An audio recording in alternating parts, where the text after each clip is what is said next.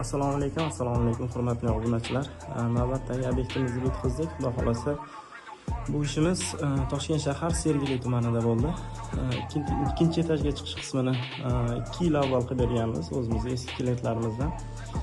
Hozirda podval qismini qilib berdik. Mana bu joyga bola tushib ketmasligi uchun eshikchasini ham qilib berganmiz. Kerakli payt qo'yib qo'yadi, keraksiz payt olib qo'yadi. Bemalol hech narsaga mushkil qilmaydi.